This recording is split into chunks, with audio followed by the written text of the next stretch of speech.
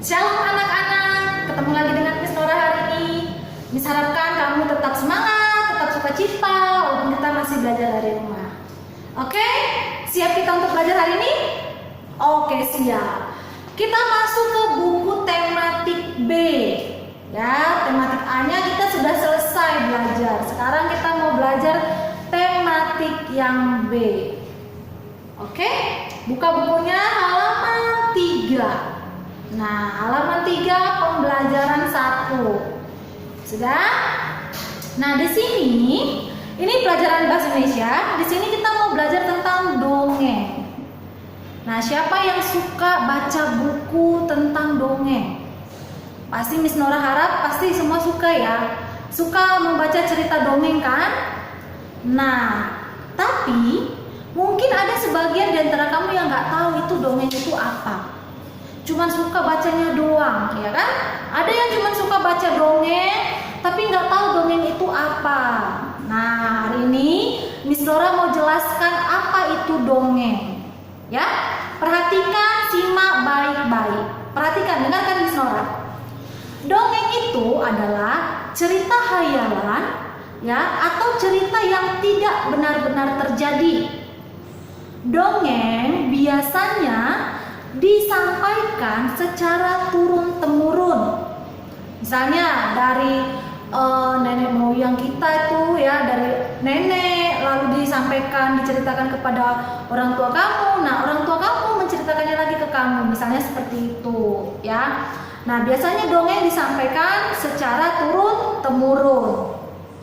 Dongeng biasanya berfungsi untuk menyampaikan pesan moral dan juga untuk menghibur. Ya, ada pesan moral yang mau disampaikan dalam sebuah dongeng. Nah, biasanya diceritakan dalam bentuk cerita. Dongeng itu dalam bentuk cerita, ya. Nah, tapi dalam cerita itu ada pesan moralnya. Ya, ada pesan moral. Dan juga biasanya dongeng disampaikan juga untuk menghibur kita. Ya. Ajaran atau pesan moral dalam sebuah dongeng biasanya terletak di bagian akhir sebuah dongeng.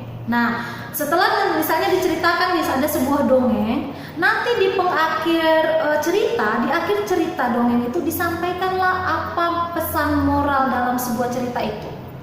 Ya. Nah, itulah tentang dongeng.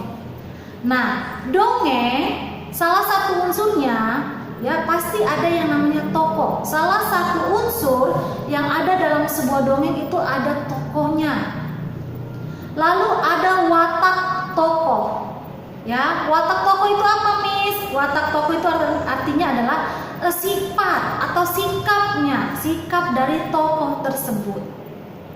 Oke, dengan tidak berlama-lama lagi, kamu lihat halaman 3. Di situ ada cerita dongeng tentang kisah pohon tomat dan pohon mangga. Ya, ini ada pohon tomat dan pohon mangga. Mereka itu bersahabat dari sejak kecil. Nah, kamu bisa baca cerita dongeng ini di rumah, oke? Kamu bisa baca dan nanti kamu setelah kamu baca, kamu pasti tahu apa pesan moral yang ingin disampaikan kisah pohon mangga dan pohon tomat tersebut. Ya, pasti kamu tahu. Kalau kamu sudah baca, pasti di akhir kalimat, di akhir cerita, di akhir cerita. Nah, di akhir cerita kisah pohon mangga dan pohon tomat ini ada pesan moral yang mau disampaikan kepada kita. Ya, lalu setelah nanti kamu baca, kamu kerjakan yang ayo jawabnya, yang halaman 4. Ini bukan PR, tapi ini PS. Kamu latihan, kamu kerjakan di rumah, ya, tugas di rumah. Lalu setelah itu, kamu lihat halaman 5 yang ayo lakukan itu PR. Ya, PR untuk mengamati tanaman yang ada di sekitar rumah kita, rumah kamu. Nah, Miss, di rumahku nggak ada pohon atau nggak ada tanaman. Nggak mesti di rumah kamu, tapi bisa kamu lihat di sekitar rumah kamu. Ada nggak pepohonan? Ada nggak tanaman? Ya, kalau ada, tuliskan nama tanamannya dan apa manfaatnya bagi manusia. Ya, tulis apa manfaatnya bagi manusia. Nah, di situ ada 4 kotak, 4 tanaman. Ya, boleh 4, minimal 2. Ya, boleh 4, maksimal 4. 4-4-nya kotak itu kamu tulis tanamannya, tapi minimalnya kamu tulis 2. Bisa ya? Oke. Yang Ayu menulis itu tidak usah dikerjakan, kita lewatkan saja.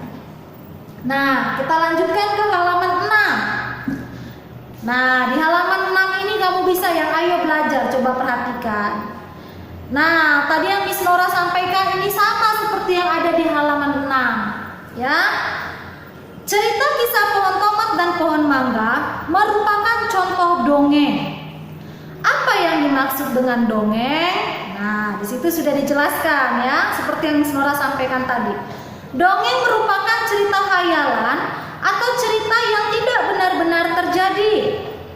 Dongeng biasanya disampaikan secara turun-menurun.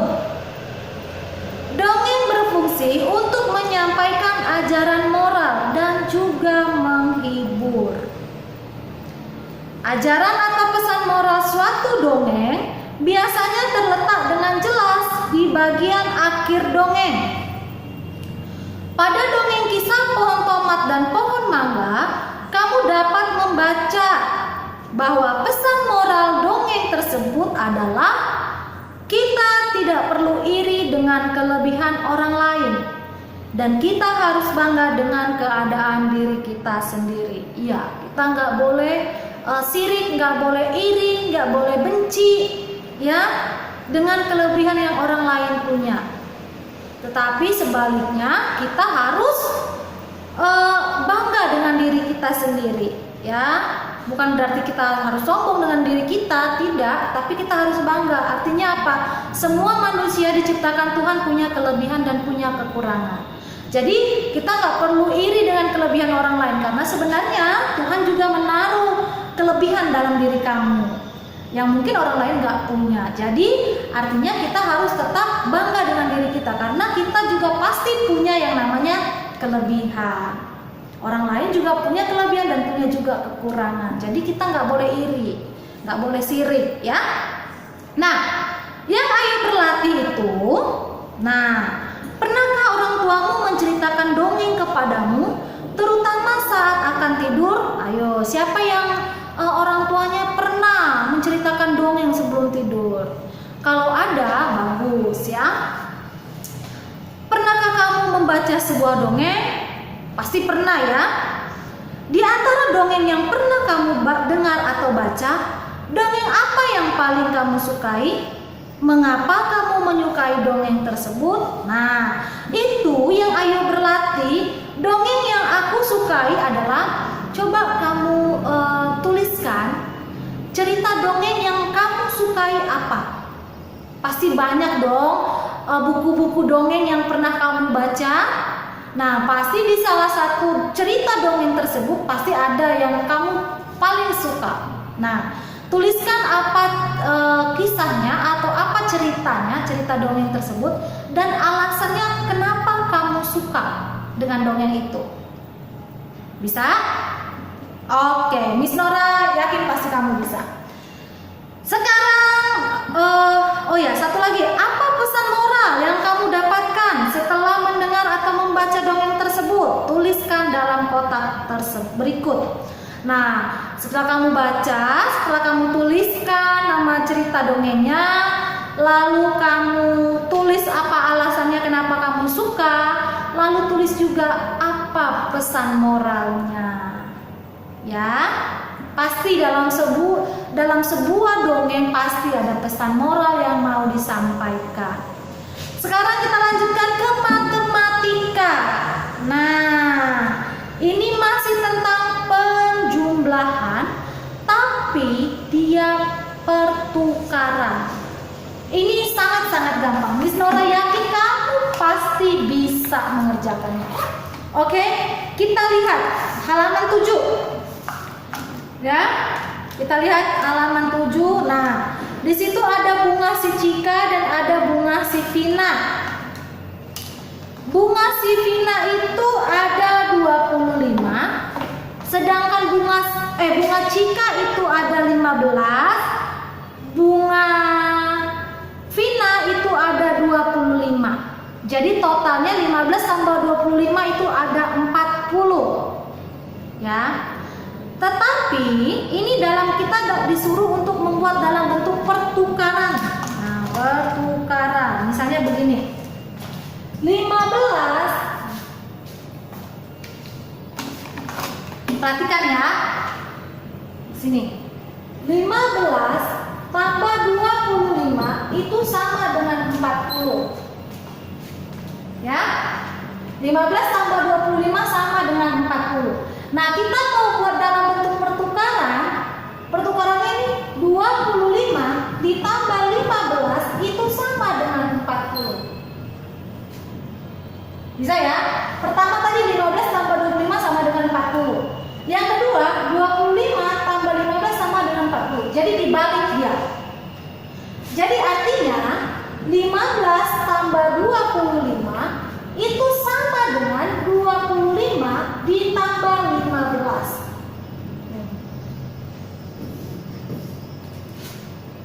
Ini dalam bentuk pertukarannya. Bisa ya? Paham ya? Oke, kita latihan dulu. Miss Nora senang dengan yang namanya latihan. Dengan kita sering berlatih, maka akan lebih mudah kita mengerjakan soal-soal. Oke, Miss, kita lihat halaman 8. Kita lihat, ayo berlatih. Mbak, sebentar ya.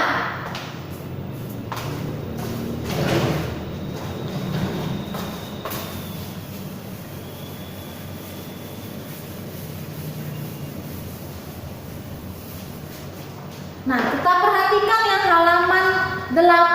Ayo berlatih. Nih, nomor 1. Ya. Nomor 1. Yang A.